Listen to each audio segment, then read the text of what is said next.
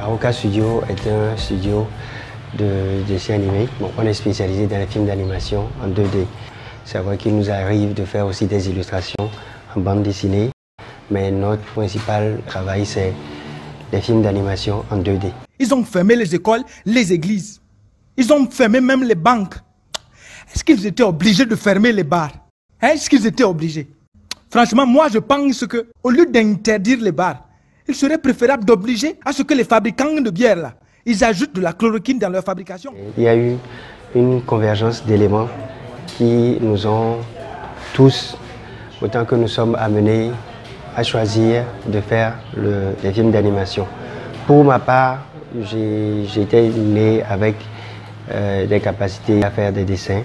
Moi-même, je nourrissais l'idée de faire du cinéma. Mais ce qui était adaptable à mes compétences et surtout dans le milieu dans lequel je vis, c'est la capacité à mélanger cette envie de faire du cinéma et cette compétence qui m'amène à dessiner. Donc le jumelage de ces deux-là donne le résultat des films d'animation. Après, il y a ceux qui m'ont suivi aussi, qui ont nourri, qui ont accepté l'idée de ce défi-là. Parce que dès le départ, ce genre de studio n'existait déjà pas à Lomé et il y avait un défi à relever dans ce domaine.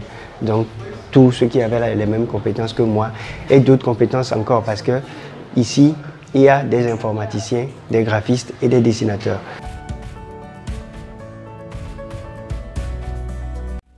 Ici, c'est la section des dessinateurs et c'est ici que commence tout le travail. Ici, par exemple, nous avons la tablette lumineuse qui est en bas. Voilà, ça s'appelle une tablette lumineuse. Et dessus, on fait les dessins et on prépare les animations déjà ici. Puisque en animation, on a deux niveaux d'animation. On a l'animation traditionnelle et l'animation digitale. Donc la première partie de l'animation se fait traditionnellement. Donc une fois le dessin fait, le dessin passe en infographie. Et la première étape, c'est l'ancrage, c'est par ici.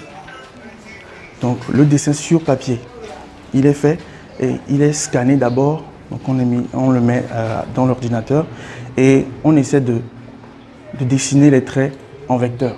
Là, on a les traits en plus foncé et c'est avec ce résultat qu'on passe en infographie. Donc c'est le résultat final de cette étape. C'est-à-dire après l'ancrage, après avoir mis les traits en dur, en noir, on met la couleur, donc ce qui donne la vie au dessin déjà. C'est à partir de là qu'on part en animation. Donc on a ici la section de l'animation et ici le dessin déjà ancré et colorié est ramené dans le logiciel et c'est ici qu'on fait toute l'animation du dessin proprement dit. Voilà, donc la suite de dessin qui est faite déjà en animation traditionnelle est jouée en série de cette façon. Ça, ce n'est que le début de l'animation. Et après ça, il y a une partie où on fait le montage de l'animation, du décor qui est réalisé et de la partie son pour sortir une animation finale. Je suis en train de faire une animation. C'est pour un projet concernant un harcèlement. Donc, je suis en train d'animer le personnage principal. Il faut d'abord être passionné. Ensuite, il faut persévérer dans ce que vous voulez faire. Donc le dessin et ne jamais baisser les bras parce que c'est jamais facile de poursuivre sa passion. Nos objectifs en faisant du dessin animé, ce n'est pas seulement pour divertir. Nous avons choisi d'en faire un outil de sensibilisation, un outil d'éducation. Par exemple, quand la pandémie de Covid-19 est survenue, on a fait 3 séries de 5 épisodes, c'est-à-dire 15 épisodes, pour pouvoir informer les gens au fur et à mesure que la situation sur la maladie évoluait.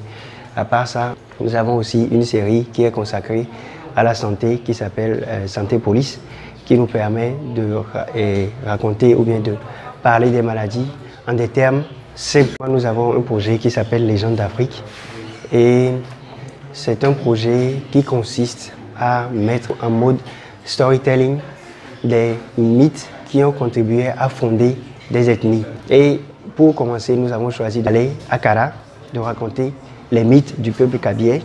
Mais après le peuple Kabye, nous allons aller vers les autres ethnies du Togo et ensuite sortir du Togo, aller vers les autres ethnies d'Afrique. Nous avons beaucoup de projets à venir, des séries des longs métrages, des séries web aussi. Et avec le temps, puisque nous avons besoin d'une équipe importante pour aller vers ces projets-là, on va déjà prendre le temps d'avoir plus de compétences et en même temps en profiter pour faire du recrutement et pourquoi pas un jour aller vers une plateforme de streaming pour les vidéos qu'on produit.